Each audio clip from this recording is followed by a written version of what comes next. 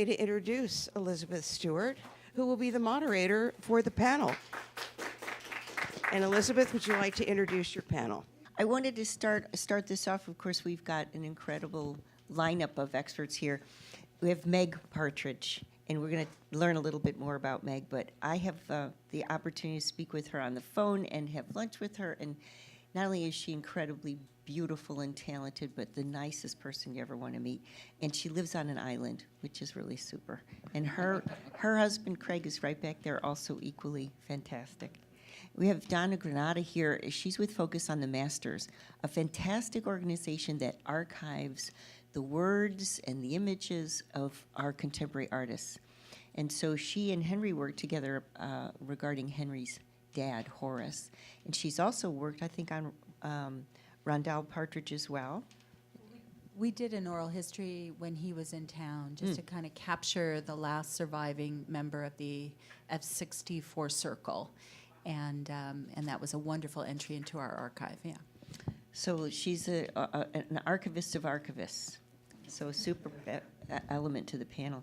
And we have Henri Bristol, and Henri, not only handsome, gorgeous, et cetera, but a documentary filmmaker in his own right and son of one of our photographers here. And just an amazing person and a leader in the community as far as photography. Has really focused photography for Santa Barbara for years and had East-West Gallery for many years. Santi Visalli, a personal friend. Santi is a Knight in the Order of the Italian government, and he is, I guess, over 60 years a photo documentarist and has done, I don't know if you put the Time, the Newsweeks, and the magazines all together where he's done covers. The best of the best, he's done 55 covers. He's shot 8 presidents and many. Not with the guns. Not with the guns. What I'm going to do first is just tell you a little story about why I'm here.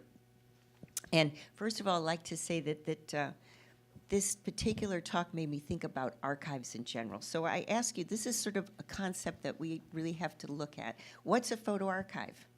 So is it physical media? Is it a digital archive? Who owns the archive?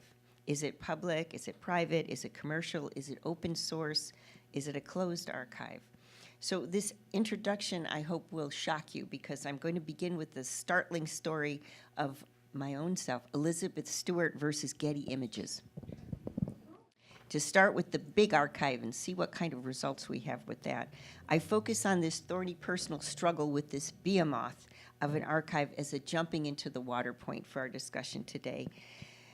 Firstly, I wanted to just bring home the point that the 20th century phenomena of archiving images, and indeed an archive of images as content-based and a thematic classification system, is a taxonomy. So what that means is it goes back to Linnea and the idea of how you document something. And it is a 20th century phenomena when we talk about photography. Just for your edification, Wikipedia, which is, the be-all and end-all of all research bases, they offer 113 titles of online image archives. And that's just titles, so all of those are owned. So I thought, wouldn't it be interesting just to take one of those and take a look at an archive, the biggest archive known to man right now, and that's the Getty Images Archive. And it brings up some interesting questions, a test case of what we want to do to open a panel discussion on archival selections. Getty is the biggest photo archive in both the legal receiving end and the profitable commercial end of archiving. So, Getty is privately owned. They sell stock photos. They have, does anyone know how many images are collected by the Getty Images? So there's 80 million still images and 50,000 hours of film. So this was begun by Mark Getty. Did anyone see that film about the Getty? So Mark Getty, in 1995, began Getty Images, and he began to acquire, and this is why this is interesting, Mark began to acquire family photo archives. He digitalized these family collections and used them on a commercial website. So right there, we've got a little bit of a conflict. Today, costs to buy the images from Getty vary, and according to resolution and the rights associated with each image, it varies greatly. But on the average, Getty is telling me, which I don't think is true, it's 100 to 500 per image. I've heard of much higher. But to give you a sense of the market power and what a family archive is contrasted to, and some of the ideas that we're going to be discussing today versus image integrity, I'd like to tell you that a private equity firm purchased Getty Images in 2008. What did they purchase the archive for? $2.8 billion. Getty resold, actually, the private equity firm resold that and reestablished the board with Mark Getty as chair for $3.4 billion. Today, the business is worth over $4 billion. And so this shows us what a family archive is really dealing with as far as the power of an archive like the Getty that has $4 billion worth of money to purchase archives from families. So what does it feel like to be on the receiving end of a copyright infringement matter from Getty? How do they do it? Well, I'd like to tell you my harrowing experience. Then I want to tell you why this matters in the world of archiving. All Getty images, as Santi will tell you, hold a watermark, say Getty Images, and they have a photographer's name and a file ID on those images. Getty uses those little bots, and they search the web for infringement constantly. Instead of a simple cease and desist letter, if you've used a Getty image without paying for it, Getty will send out a demand letter for back charges, and that's based on time used and the type of image. These demand letters create no debt legally, but they'll still land you and your business in a collection agency. So I hired in 2008 a web designer who didn't know she was picking a Getty image for my website. So, I had a little podunk website. I used the image for a number of years, and I got a demand letter from Getty saying that I owed $6,000. So why is this mess relevant to today's panel discussion? I want to ask the panel really to think about for us what a copyright image is worth. So the damage, I put this into context, the damages letter I received was more than 1,000% the cost of the image had my website designer bought that image. So. There's no law also on the books that state what images are worth in the digital age. There's no way of kind of getting our heads around. So as an appraiser, I use comparable sales, but there's no law that says anything about what images are worth, copyrighted or non-copyrighted.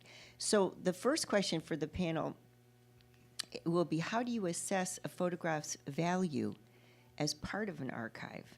And then secondly, as was mentioned, an image can be grabbed inadvertently, and many are stolen outright, very creatively stolen, now that everyone from a small two-person business like mine to a very large corporation have received such demand letters from the Getty as I did. So today, the copyright question of a photograph deals with concepts of value and value definitions, meaning the user and the intent of the user. Therefore, our question to the panel is going to be, how do you make a distinction for your photographs in your archive for commercial versus non-commercial use? How do you assess charges for education use or well-intended use or use with money attached? In other words, use to sell something. What can archivists do to mitigate this growing conflict between intent and usability?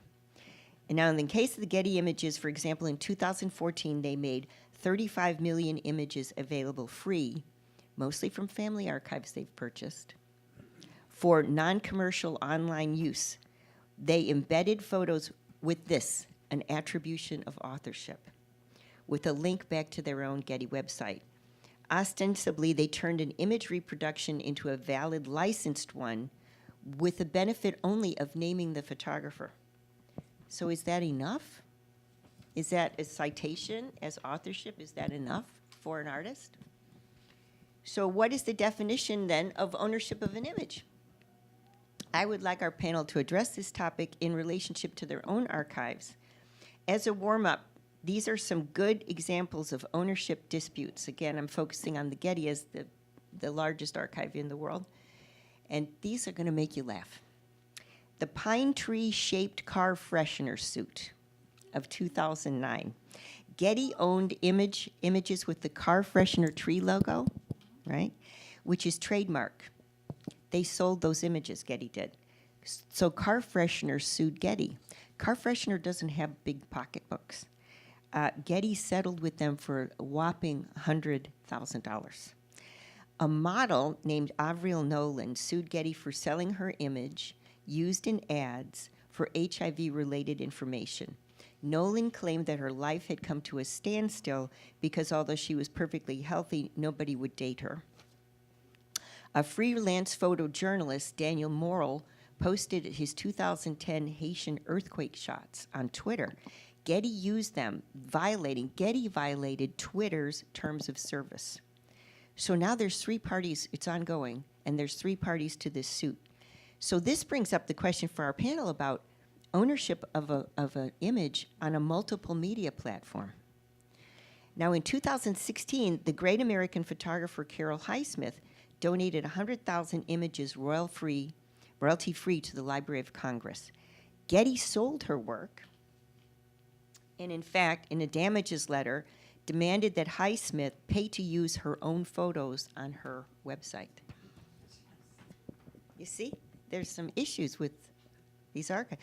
So I opened this group, which is called The Art of the Archive, officially with a plate full of questions based on some of these issues that we're dealing with here. The following questions I would like to address, not sequentially, but I would like our panel to kind of hold in their mind 1 or 2 of these questions that most interest them. And I thought what I'd do is just open up all the questions, and as we go through the hour we have together, we can ask the panel again to refocus on these questions. But the smorgasbord of questions that I'd like the panel to address. What is a photo archive? What is storage? What is a photographic copyright? What is an image worth? What is non-commercial versus commercial use of images? What is well-intentioned use? How valuable is a photographer's attribution in name alone? What is licensed use? Who defines who owns an image? What one aspect of managing and maintaining an archive would you change? What one aspect will inevitably change in the future? As an archivist, are you a salesperson or are you a museum curator? The concerns of a family business, which as Meg told me, as an archivist, how are they like this is her words, the back end of a museum? The blending of challenges in commercial shows with work for sale versus the preservation of the archive. And I'd like to hear some technical details about preservation challenges. Do you wish to find new voices amongst the images under your control as an archivist? And do you search for new places to show seldom seen images? And how does that change over time? Since Santi is a native Sicilian, I asked this: what are the challenges in working with American versus European museum curators? Discuss the concept of the image and the intent of the image. And from a day the photo is shot, continuing as it moves through history. And finally, how does intent diverge from the image? And how does the archivist negotiate the space between image and intent? And finally, the final question for the panel is, how does the archivist balance the photographer's intent in her art versus the archivist's intent in achieving a living collection? So those are some of the questions I have. So maybe, shall we start with Henri? How about you? You're grabbing that mic. I was just grabbing it, saying that's a lot of questions to It cover is. in an hour. And we'll review some of them, but not all of them maybe interest everybody. So Well, I will say that, so my name is Henri Bristol. I put together the show, the F-64 exhibition. I also have been working with my father's material, Horace Bristol, and I guess it's been 20 years now. But so my main focus has always been in maintaining and documenting all of the photographs. I have not really been quite as so in terms of figuring out the value. I've been talking about just the vintage prints, the modern prints, the contact prints, and the negatives. And this is another whole story. But you know, we haven't done a lot in terms of reproduction. Reproduction rights were always done through Corbis, which was acquired by Getty.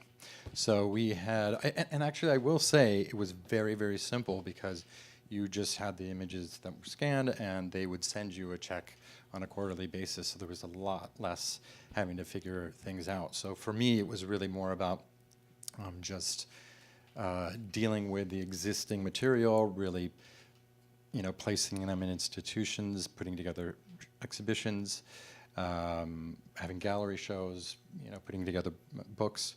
And that was my main focus, because the idea was more about just, you know, preserving a legacy. So the whole other aspect of it, which I think is what you're talking about, is the commercialization of an image and turning that into a potentially endless money-making, you know, channel.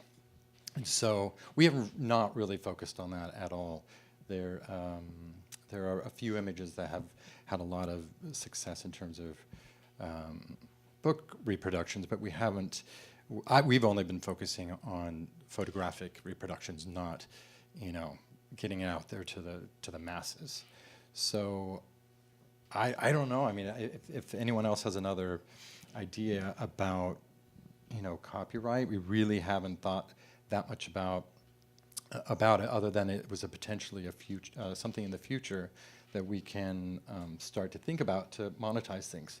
I will say one quick thing is that, because I want to get our collection to a permanent home, that in the future the idea would be that the money stream would be just from reproduction rights and that sort of thing. So that's kind of down the pipeline for us, but perhaps someone has. Well, one thing I wanted to note, that when Horace sold the rights to Corbis, that was a contract, and once that contract expired, then those copyrights went back to the family estate.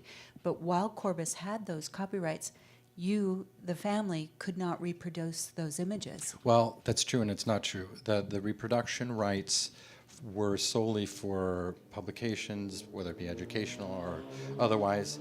But in terms of fine art reproductions, we put my dad was smart enough to put the clause in there that we would still be in charge of that. So in terms of putting together a collection of images and having, you know, for instance, the Gunner, which is like this image that everybody knows and wants, we've put together a small, you know, collection. So. Well, I started as a photojournalist about 60 years ago. I know a little bit about copyright. First, I worked on my own, and around the 70s, I went with an agency. It was called the Image Bank. And we were 6 photographers on the Image Bank. The revenue was not even into the million. At the time, Image Bank was bought by Getty eventually. I've been with Getty about 20 years. Now Getty is over $4 billion agency. We talk about copyright. I have what is called a non-exclusive contract with Getty. In other words, if somebody calls me for a picture and Getty has it, I can sell it myself, and they don't mind. I can sell the fine print because I never relinquish the rights about fine prints. Getty only has editorial rights for my pictures, which means books, documentaries, you know what editorial. They cannot even do advertising with my pictures because I don't have the advertising rights from the subject I photographed. if I photograph Robert De Niro, he's for a magazine, for editorial purpose, so we cannot put him with a package of cigarette next to him and make an ad, because I don't have those rights. I cannot transmit those rights to anybody, or Getty for that matter. But it's very interesting about copyright. Many years ago, when the digital just started, I think it was around the 70s, Time magazine sent me to photograph a person, a businessman with suitcase with his attaché buying a lunch on Park Avenue on the run. In other words, business people that didn't have time to sit in a restaurant, they would buy hot dog on the stand, the man with a three-piece suit they wanted, nice dress with a tie, his attaché case on the floor, buying the hot dog. Okay. I take the picture, take it to Time magazine, the picture was published. I didn't get the credit, so I get very upset. There's an understanding that if a picture is not signed, the magazine is not written, is not law, but is done. They should pay you 3 times the fee. So I was demanding, you didn't sign it, I was demanding 3 times the fee. Well, they said, we cannot give you 3 times the fee and we could not sign the pictures. Why? You always sign my pictures. Well, we didn't like the tie on the guy, so we changed the color of the tie. We didn't like the flags that they were in the buildings in the background, so we changed the flags, and we put other flags. So who we give now the signature to? The guy who owned the tie, the original picture of the tie, the guy who took a picture of the flags. So, you know, the thing you got to be very complex. At the end, I didn't get 3 times the fee, but I understood that we're getting into an era where it's getting very complex. Another thing that happened to me, so, okay, now we go, let's proceed about copyright. Copyright, how you demonstrate that that picture is yours. I had an episode. I was photographing Jacqueline Kennedy, and I did a beautiful job. The pictures were great. The magazine published it, and they lost the negatives. So I am demanding a tremendous amount of money because, you know, they were rare pictures. Jackie Kennedy was very famous. Well, the lawyer tells me that I have to demonstrate that those were my pictures. Well, but you lost the negatives. Well, you don't have the original, so we can't establish that are your pictures. So we went into this litigious things for months. It cost me a lot of money for the lawyer at the end. I didn't get anything. But from that moment on, I used to carry 4 cameras, and for several reasons. You know, you do different jobs with different cameras.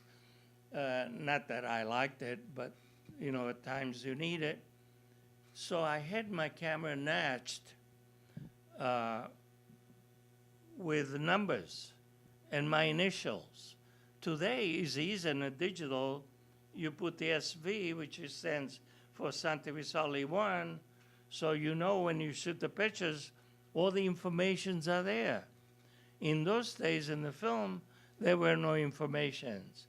So sometime a group of photographers, what we call a pool, will go to a job, and then one maybe gets in to shoot the picture, we share it. And so you never knew at the end, 3, 4, 5 years from now, who was the owner of that particular picture.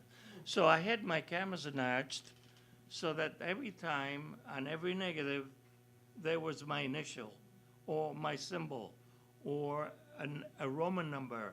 Whatever I decide to do a V one in my cameras. And there was a particular story in New York who did that.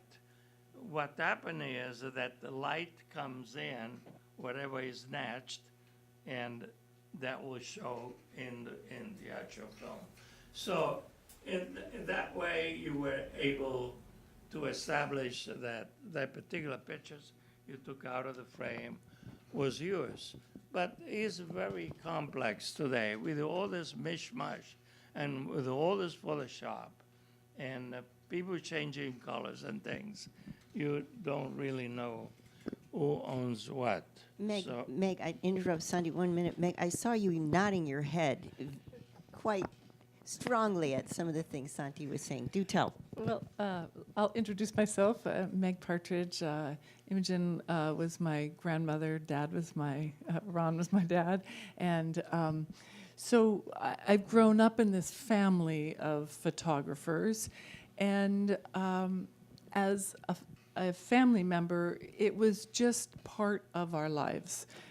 And what we did as, young people in and out of the world of for me, of my dad and Imogen's archive was interesting, and I learned a lot. I left the area of still photography, went into film for a while, and I came back. And at that point, my parents were running the photographic archive of Imogen.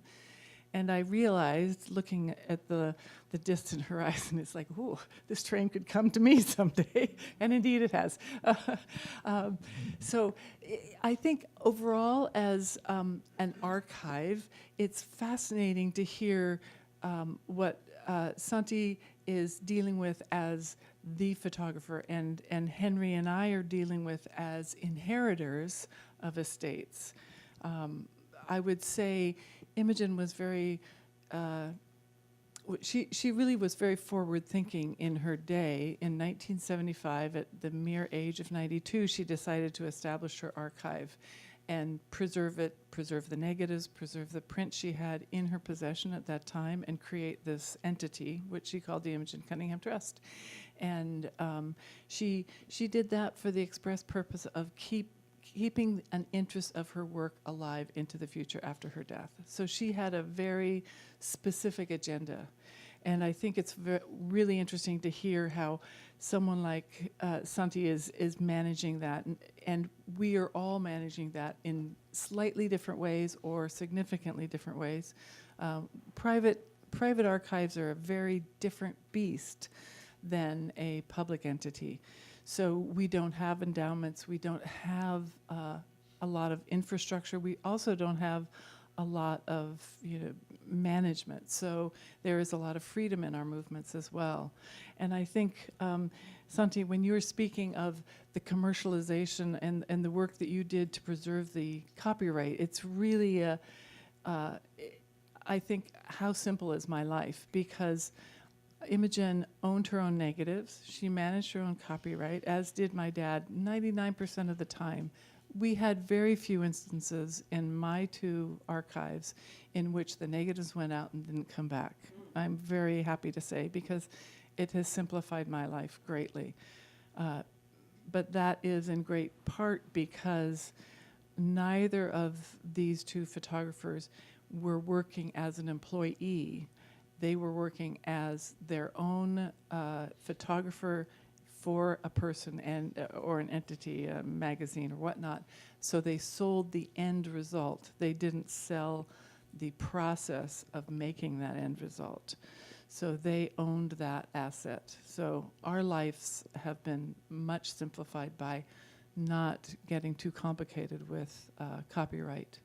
So that has been a really simplifying issue for us. And I would have to say that the reproduction rights are a very important aspect of any archive, certainly or potentially an important aspect of any archive, because in many ways it is the constant. There's always a little bit of money coming through, and I can, for my two archives, I can manage the commercial versus non-commercial quite easily. I just evaluate whether it's a commercial project or it's a non-commercial project, and I price accordingly. So I directly priced based on end use. So, But the copyright does transfer to the heirs. And in your Yes. case, your grandmother's copyright was transferred to your father, and then your father to you, correct? no, not quite. Imogen actually gifted the copyright to her entity, the Imogen Cunningham Trust. Right. Yeah, and my father's is just still direct lineage family ownership. She was So- very forward-thinking. You're Yes. just She so was. lucky to have that. Yeah. So my question on that is that in perpetuity, or does she have to, does the trust have to renew the copyright after 75 years?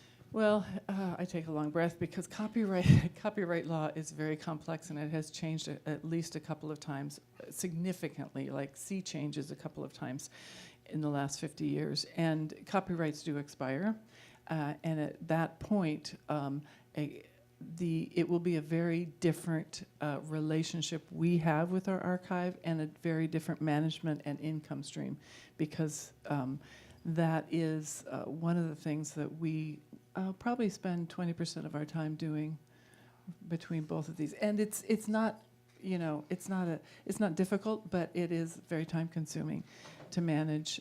And I catch copyright misuse, and I try to manage that as best I can. I mean, I manage it. I'm pretty active about that, but I surely miss quite a lot of copyright misuse. But some are just happenstance. I subscribe to a new magazine. It comes to the door. I open it. Oh, Imogen, Magnolia Blossom. I did not copyright release this. So what do you do, Meg? What do you do? You call the folks and Oh, then yeah, I call them. They're very apologetic, and they paid my bill, which is also a good thing. But the interesting thing about that is there is a whole generation of 20 to 30-somethings who have not been schooled in the world of copyright law, who don't know. They were very apologetic. They didn't even know they stepped on my toes. So it's an educational process. I'm not too adversarial, so I try to go about it in a positive way, and I've had great success with that. I wanted to bring up one thing very quickly that I think you people in the audience are witnessing something that I think is incredibly important, which is that we have changed recently. Meg brought this up. We've changed from words being our currency of communication. With the last couple of generations, the image is our currency of communication. And so what we're going to be dealing with going forward is the importance of the family archive, because there's a sense of control of the intent versus the example I was giving you with the Getty archive, where the intent is not, it's commercial intent. So this is sort of a marvelous story of David versus Goliath, as well as a new idea about the language that generations will use in the future. And just the thing that Meg said, that, she gets a magazine, she calls, who knows that how many images are on every screen? How many? And, well, if we take this one, it's just this one, but you see there's somebody behind these images. So I want to bring up how important this is to listen to these voices that control a family archive, because in essence, they're controlling history and the history of the image as we proceed with that image being our currency, our method of communication. I just had to interject. But the Getty does not own the images outright, Right. just reproduction rights of certain images. When they buy these estates, what are they actually acquiring? That's what I would In love to some know. cases, they are buying the whole estate. In many cases, that's, sometimes, yeah. in many cases they have. That's So they a get goal. the Outright. images, negatives, Outright. Yeah, the reproduction negative. rights, Yeah, everything. they're Wow, everything, yeah. that's kind of Yeah. insane. Wow, Yeah. okay. Well, I would have to say, like in our case, my name is Donna Granata, and I run a nonprofit archive and library called Focus on the Masters. And in our case, we are strictly education-based. We don't. We have an agreement with each artist that we document. Horace Bristol was one of the artists that we documented extensively, where he would donate ephemera papers. We have a copy of his memoirs in our archive. We have copies of quite a fine library of his work, slides, and so forth. We are not licensed or granted permission to use any of those images for commercial use at all, strictly for education and reference material historically. And so libraries, archives such as mine have a responsibility to uphold their agreement with the artist. And we have very explicit agreements that are upfront, that we record as part of our oral history, with an understanding that all of the materials that we have in our archive are strictly used for educational purposes. Where people stray from their agreements with the various artists, be it a library or an archive, that's when people get into trouble. So the clearer you can be in your agreement with whatever institution you work with, the better, because that's when people get into trouble. And certainly our archive is set up to last beyond me. And the clearer you are with these agreements, the better. You know, Donna, I think that leads me to a thought about what is the purpose of these archives at the end. You know, where do we go with these? What is their value? How do we perceive the future of an archive? And for me, and when Henri and I were speaking, so much of this speaks to the legacy of the photographer itself. We personally are not the photographers. We are supporting and taking care of this work, but the legacy of this work is what's important for me. And to that end, I think one of the most important things is to be able to say that either I, as a personal entity, can give a serious researcher access to this material, or or develop a place so that these archives of mine can be seen, and serious research and study can be done, so that it really continues the legacy of these photographers, my two relatives, because that's what is ultimately important. And not allowing a space for good research is really kind of the death of an archive in many ways. If the ownership and imagery goes into the world without the relationship to the archive and to the photographer itself, then it is somewhat diminished. We can all appreciate it. It's a beautiful photograph, but it doesn't have the resonance unless it's really continues to be spoken about and written about and exhibited. And as custodians of the archive, be it as family members or in our case a public archive, you know, we have a responsibility, and that is, you know, the artists that survive history are those that are written about or write. And so publication is very important, making the archives accessible to scholars, people who take the work very, very seriously, don't abuse their access to these archives. And it is a very, very lofty responsibility. And, you know, I know, you know, in some cases, families find themselves, I mean, we work with a lot of visual artists, not just photography. We're one of the first calls when the artists die. From the family, and when the family calls us and they need help writing an obituary, and you know, in some cases they will ask us to come and assess a collection to decide what to do, and many artists fall into complete obscurity at that point because there is no one to carry on the legacy. You know, absorbing a whole collection is a huge responsibility, and many artists' work is just distributed through these estate sales and Or to various yes, family members instead of staying in one place. Yeah, for sure. And the record of the, you know, my first advice to family members is, you know, if you're going to go that route, if there's no one who can perpetuate this legacy or be the custodian of the work, it's extremely important to document the work with good photography, absolutely good photography, and records of the work. And then when you do have that blowout estate sale, to please keep track of who is buying the work, so that at a later date, if they can be traced and assembled for exhibition purposes, then at least there's a trail. But that's a huge topic in and of itself.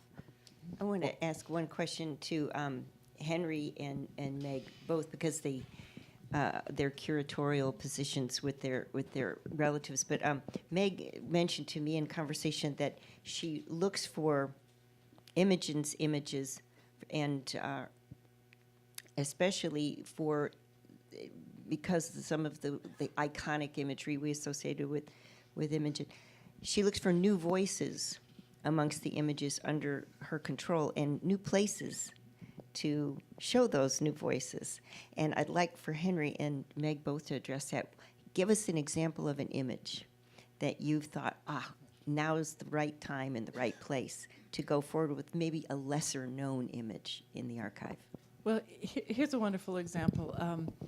I have a wonderful curator, Selena Lunsford. She's an American. She's worked in Frankfurt, Germany, as a director of a photographic workshop, gallery, museum. They're amazingly well supported over there in Europe. And she came to the archive and said, we started opening drawers, as one is wont to do.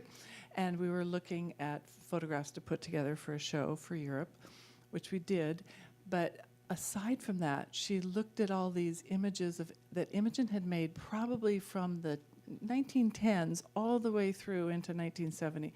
They were almost surrealistic in nature. It's like you could have pulled them out and said, is this Man Ray or is this Imogen? You just had no idea. And she was very, very experimental in many aspects, but here was the key. These were one-offs, as we say. There was an image that was solarized, and it was fabulous, and there's one of them.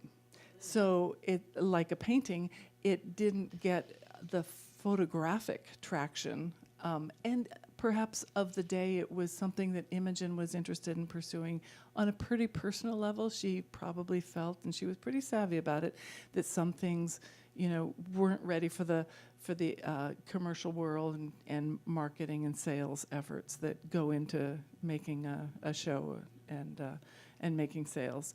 And so there's a whole body of Imogen's work that hasn't been seen that is really quite fascinating. So there's avenues in the work that you just don't know exist until you start putting them together, or in my case, having someone with a really interesting and good eye come in and go, wow, well, look at how this works. And I'm always impressed with somebody else's eye. And that's always so interesting to me because sometimes, people obviously always want to see the greatest hits and, probably like an artist that, you kind of get sick of doing that. And also just there was so much work to discover something new is like a little treasure. So in our case, there's an image of the cowboys in New Mexico. It's a color image, so most people don't think of my father as having, it's mostly black and white work. And he never printed it up in his lifetime. He had one image in his collection, but otherwise didn't market it in any way. And it's this beautiful color image done for Life magazine, 1939. You don't even think of color work. And Kyle, actually, who were using the space, he thought it would look really great as a large image. And we had never really done anything other than 11 by 14, 16 by 20, and it was gorgeous. I mean, it was just insanely gorgeous, and so many people have connected to that. I mean, it's kind of like the Marlboro Man image before Marlboro Man. And it's one of those things that I think is just a lovely discovery, and I think my dad would have really enjoyed that his work and legacy has a life beyond even what he could see. So I think that's really, in the end, the most important thing is that, for me, that the work ends up in an institution that has the vision and the interest in not just preserving that artist's work, but taking it into the future. Exactly, because was it Gary Winograd who their estate donated to CCP and all their negatives, and there was actually some sort of controversy about it, that the institution then dug out the negatives and printed a gorgeous, amazing show of his work that it just that would never have seen the light of day otherwise. And in my mind, that's in the spirit of preserving that photographer's legacy rather than just sticking to the images that you're familiar with. Well, what comes to mind, it's so interesting because curators and museum directors and, people in positions of power can make or break that image. And so, when they go in and you bring fresh eyes into an archive and they start to curate and pull these obscure objects out, the reason why there is the greatest hits is because these floated, the cream of the crop floated to the top. But there is more to be seen in these archives, clearly, that with enough attention, then they become the next generation of greatest hits. Curators and directors of museums have great power in the legacy of an artist, absolutely. And you can see how, all of a sudden, I see a book, the obscure work of Imogen Cunningham. I mean, you can see how these things change. And when you're talking about that period, that was a very influential period in early photography history, where Man Ray was doing all these experimental pieces in the avant-garde. So, so you can see, even though there is this huge library of work and people may be most familiar with the greatest hits, there are many greatest hits to come. That's why I'm interested with Santi. He's a living artist who has donated his work to an institution, but he gets the time to work with that institution in sort of, preserving his legacy. I'd love to hear about that. It's very important to follow. Very important to follow what they are doing with your work, and it's interesting that you're there to guide them where you want them to go. But in fact, we have this distinction about why we have a vintage print and a contemporary print, because of the concept is that in the vintage print, that which is printed within 3 years, that the photographer has taken this photograph, because he's the way he took that picture, the way he imagined that scene in that photograph, and the way he's printing it now, while he's fresh in his mind. And we think that after 3 years, which if you had to print something now, and you wouldn't follow what the instruction they had left, you may take your own ego trip. You know what I mean? And so that's why we have this distinction about the contemporary. I just have to, Santi is just as amazing, because you can ask an Italian to speak with a microphone in one hand, and what you get is a lot of this. I am Sicilian, so yeah. I'm sorry. We couldn't It's not speak. Italian. So, If I had my hands in my pocket, I couldn't talk. I want to bring up that Santi donated 160,000 images to the Cal State system. And so he's speaking from a standpoint of having donated all of his life's work to an archive, and some of the strengths that, as Meg is saying and Henry's saying, how the heck did you do that? So. And I think that's great that you're doing it while you can actively work with them, because now we're having to sort of think about what would, my father would have done or Imogen would have done. It seems like Imogen kind of, and I didn't spell it out, but she really prepared, had the idea of legacy actually in mind. I don't know about your father, but yeah. I think both my father and grandmother had that concept of legacy in mind. But I think, Santi, you have, in many respects, the best of both worlds, because you are able to have a secure archive with not the unknown of, will one of my descendants take care of this for me, which is a very big question mark. But you're also able to work with them and educate them in how you perceive it to be used in the future, and how it could be printed today. All of that's so critical. We are left with looking at Imogen's prints. I know my dad's photographic darkroom style, so that helps. I also know Imogen's, but not as well. And so we have to work against our best instincts and with clues, but we don't have what Santi has, and that archive. And Yes, I want to find a solution early on, because Exactly. I knew since the very first picture that I took about 60 years ago, that for some reason I was very young, naive, but I knew that I was shooting for posterity. I knew that I had to keep it together, because you know what magazine wants when they come to you? They take the best all the time, and they own the best. And I never relinquish any of my rights. I could have gotten more money. They usually pay you much more money if you relinquish the originals when you shoot the story for a magazine. They usually pay you by the day or by page. But if they buy the original negatives, they pay you more. But I never wanted that money because I knew I was young, I was going to spend it anyhow. And it wouldn't do any good to me. But now it's doing a lot of good to people, you know, future generation that will be looking at 60 years of work in the United States, shooting the, you know, the anti-Vietnam demonstration, Timothy Leary, Andy Warhol, the gurus of India, the Beatles. You know, if we didn't have these pictures, if we didn't have this record, the kids tomorrow wouldn't know what happened in America in the 60s.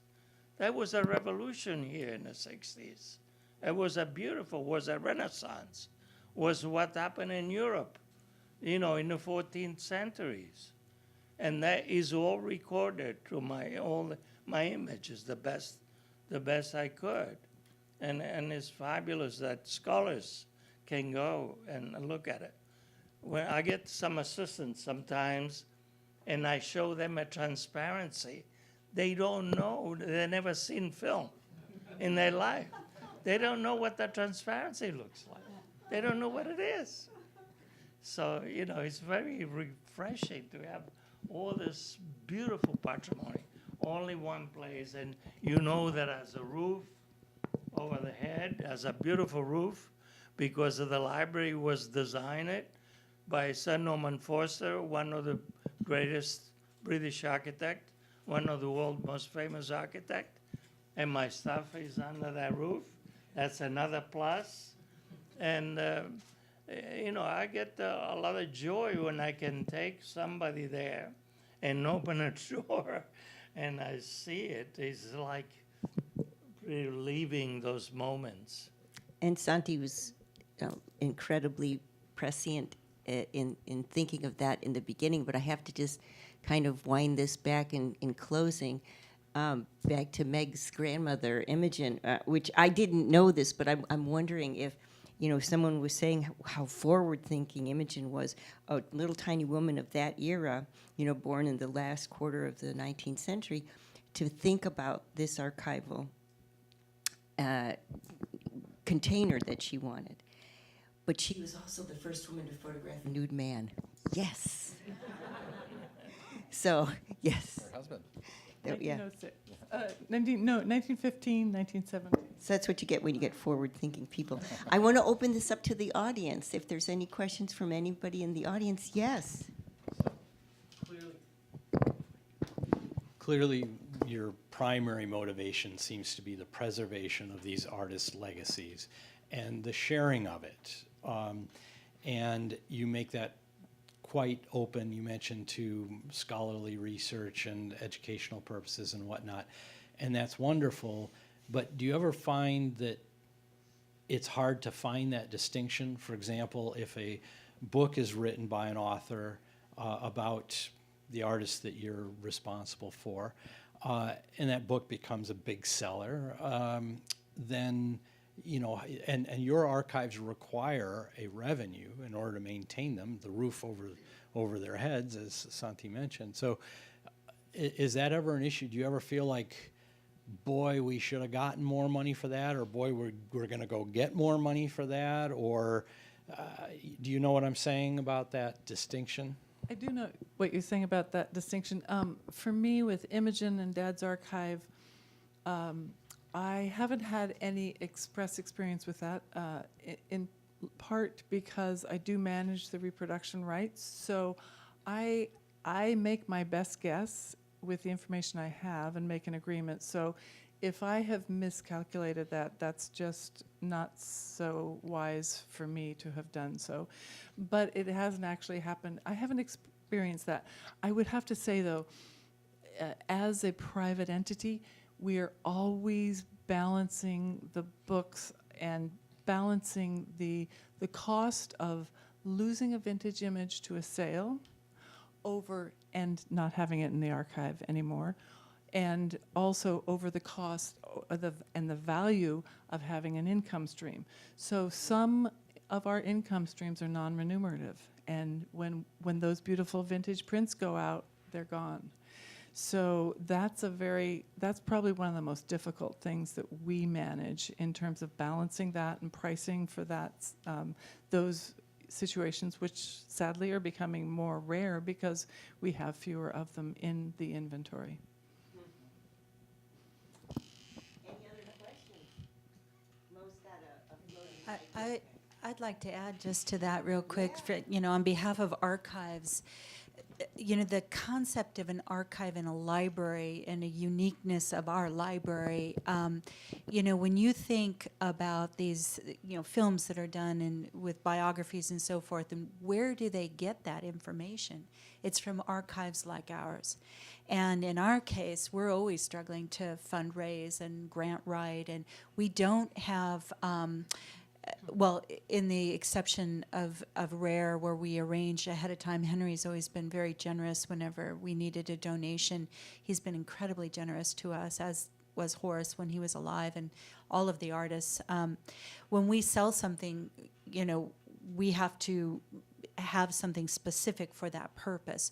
We don't sell objects out of our archive. When we generate money, it's through grant writing, fundraising, membership, and that sort of thing.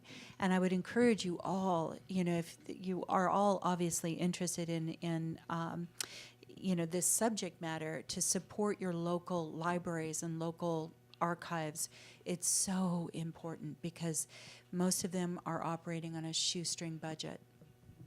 So I want to just bring this to a close by mentioning one thing, and then I believe we've got some snacks and drinks out there. So this actually happened to my friend Santi, where Christie's was selling Warhol's screen print of the dollar sign. Big edition of, 50? I mean, there's only 50 of them in the world. Santi happened to shoot Warhol pointing to that dollar sign. Now I ask you, would the auction house make more money if they published Santi's picture in the auction catalog? You see how this is a problem, and it reverberates as to the choice and the intent. Isn't that an interesting problem? What happened with that? Well, I think that it will help. He thinks it'll help. Well, thank you all for coming so much. Yeah.